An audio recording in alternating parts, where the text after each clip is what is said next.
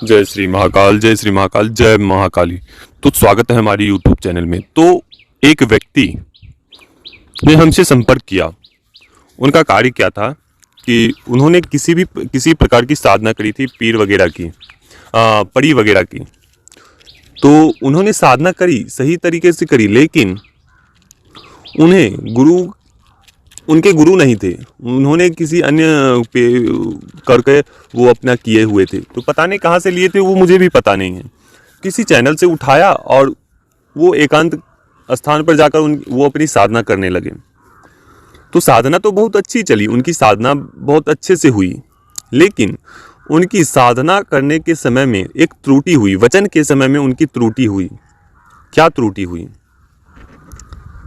उन्होंने अपना भोग नहीं पूछा, भोग क्या आप लेंगे, दूसरा आप कहां रहेंगे। करता क्या था वो पड़ी कि इसके साथ गलत संबंध बनाता था। ना रक्षा का वचन ठीक से अच्छे से ले पाया, ना उनको कुछ भोग के बारे में जानकारी पूछा, कितनी मात्रा में लोगों क्या लोगे, ये सब भी नहीं पूछा। तो उनकी साधना बहुत अच्छी चली और उनका घर जो था बहुत अच्छे रिच फैमिली से वो थे। लेकिन 3 साल के अंदर जब से उन्होंने साधना की, उसके बाद से वो परी जो थी इसको खाने लगी, उस साधक को वो खाने लगी। इतना खा चुकी थी कि जैसा वो एक व्यक्ति करीब 6 फीट का व्यक्ति, 6 साढ़े 6 फीट का व्यक्ति, उसका जो हेल्थ होता है बहुत अच्छा हेल्थ हुआ था। उनका हेल्थ बहुत अच्छा था, कहने का मतलब। तो और वो अच्छे हेल्थ व्यक्ति को इतना खोखला कर दिया था, इतना दुबला पतला कर दिया था कि सिर्फ उनके अंदर केवल और केवल वो चमड़े ही दिखाई दे रहे थे, मांस सभी गायब हो गए थे उनके शरीर से। कहने का मतलब है कि एक ऐसा व्यक्ति, जैसे कि आपको मैं बता दूं कि कुपोषित व्यक्ति किस प्रकार से होता है, जिसे अच्छे से भोजन नहीं मिलता, वो कैसा होता है। मांस पूरे तरीके से गल के अंदर चले गए थे और केवल हड्डी के ढांचे बचे थे, ऐसे लग रहा था।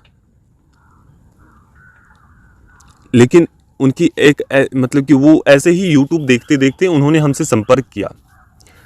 मैंने पूछा कि क्या हुआ, आप किस प्रकार की साधना करी थी, आपने तो साधना से आपको ऐसा हुआ है। मैंने सब कुछ बताया उनको। तो वो हाँ हाँ करने लगे और करने के बाद उन्होंने बताया कि मैंने सब, उसके बाद बताया कि मैंने फलाने चैनल से लिया था और मेरी ऐसी हालत हो गई है। तो बताया मैंने। तो मैं ये भी कहना चाहता हूँ, ऐसी कोई भी साधना यूट्यूब पे व्यक्ति ना डाले या नहीं डालना चाहिए जिसके बारे में आप पूरे तरीके से बता नहीं सकते। अगर मंत्र भी डालते हैं तो गुरु निर्देश का, सबसे पहली बात है कि आपको गुरु निर्देश का पालन करना चाहिए। बिना गुरु निर्देश से, बिना गुरु कृपा से कोई भी साधना संपन्न नहीं होती है, वो खंडित मानी जाती है। अगर आप उसे प्राप्त भी कर लेते हो तो उसे आप संभाल नहीं सकते हो, किसी भी शक्ति को। तो इस बात का ख्याल रखना चाहिए। बिना गुरु निर्देश से कोई भी उग्र साधना या कोई भी साधना ना करें, प्रत्यक्षीकरण वाली या कोई भी अन्य साधना करिए। दैनिक जीवन में पूजा पाठ होते हैं, करते हैं सभी लोग। पंचाक्षरी मंत्र का, शिव पंचाक्षरी मंत्र का, नारायण पंचाक्षरी मंत्र का, 11 अक्षरी मंत्र का, तो ऐसे बहुत सारे मंत्र हैं, वो करिए एक माला करके। लेकिन आप साधना पे बैठ जाएंगे, संकल्प लेंगे, साधना पे बैठ जाएंगे, तो उसका मतलब समझिए गुरु नहीं है, ना आपको मार्ग दिखाने वाला कोई गुरु है। आप शिव को गुरु मानकर चल दिए हो, तो ऐसा नहीं होता है। शिव सबके गुरु हैं, लेकिन प्रत्यक्ष गुरु होना चाहिए, ठीक है। लेकिन जो गुरु निर्देश देते हैं उसका पालन करना अनिवार्य होता है। आपको उसके बारे में बताना, उसके बारे में जानकारी गुरु से बताया जाता है। क्योंकि देखिए, यूट्यूब पे सभी जानकारियां अधूरी होती है, वो पूर्ण कोई नहीं देता है। यूट्यूब के ऊपर मंत्र भी दे देंगे तो विधि सही नहीं बताएंगे, अगर विधि सही बताएंगे तो मंत्र गलत बताएंगे। तो इसलिए साधना ऐसे करें जो गुरु के निर्देश से आपका साधना संपन्न हो जाए। अगर आप उसमें त्रुटि करते हो तो दंड भी आपको मिलता है, या उस दंड से बचाने वाला गुरु ही होता है। तो वो व्यक्ति पूरे तरीके से सूख गया। सूखने के बाद उनकी इलाज वगैरह हुई, लेकिन कुछ भी उनके अंदर से कुछ फॉल्ट नहीं निकलता था। केवल बताते थे कि ब्रेन के नस दब गए हैं, लेकिन ब्रेन के नस दब गए हैं लेकिन वो तो ऑपरेशन करके हो सकता था, क्योंकि गर्दन के नीचे वाला जो वो नस होते हैं वहाँ पे वो दिखाई दे रहा था, पता चल रहा था। तो रिपोर्ट वगैरह उन्होंने भेजा, देखा मैंने, तो इनको तो नॉर्मल कुछ भी नहीं है, केवल ब्रेन के थोड़ा सा नस दब गए हैं। तो वो ऑपरेशन वगैरह भी करा लिए, लेकिन फिर भी कुछ भी रिलीफ नहीं मिला। कुछ दिन ठीक रहा, फिर उसके पश्चात वही हाल हुआ। तो फिर मैंने देखा तो मुझे लगा कि हाँ, इसके अंदर तो बहुत तगड़ी चीज़ ने इफेक्ट डाला है साधना के समय। तो सब कुछ बताया उनको। तो फिर आप उनको जैसे बताया कि आप इसको हटाना है तो आप ले लीजिए। वो परी इतनी ताकतवर थी, इतनी ताकतवर है कि मैं बता नहीं सकता, बहुत ही ताकतवर है। इस व्यक्ति ने, इस बच्चे ने किस प्रकार से उसे झेला, मुझे ये आश्चर्य हो रहा है। अगर इसके ऊपर, इसके अंदर भक्ति नहीं होती, या इसके अंदर इष्ट की इतनी भक्ति नहीं होती, तो ये संभव नहीं है, क्योंकि ये पूरे तरीके से बिखर जाता है। इसका पूरा परिवार विध्वंस हो जाता, खत्म हो जाता उस परी के द्वारा। तो जितनी परी वो व्यक्ति, सभी लोग करते हैं कि परी ऐसी होती है, ऐसी होती है, खाली माल लेके आपको देती है, ऐसा नहीं है। केवल माल लेकर आपको नहीं देती है, आपसे लेती भी है। वो ना मरने देती है, ना आपको बिखरने देती है, ना जिंदा रहने देती है। तो परी ऐसी होती है।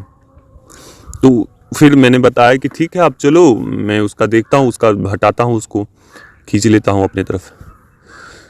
तो सब कुछ किया, उसके बाद से उनका काट किया, और फिर वो सभी वचनों से उसे तुड़वाया गया। शक्तियों के माध्यम से वचन तोड़ के फिर वापस उस शक्ति को लिया गया। अभी भी हमारे पास उस शक्ति को रखे हुए हैं हमने।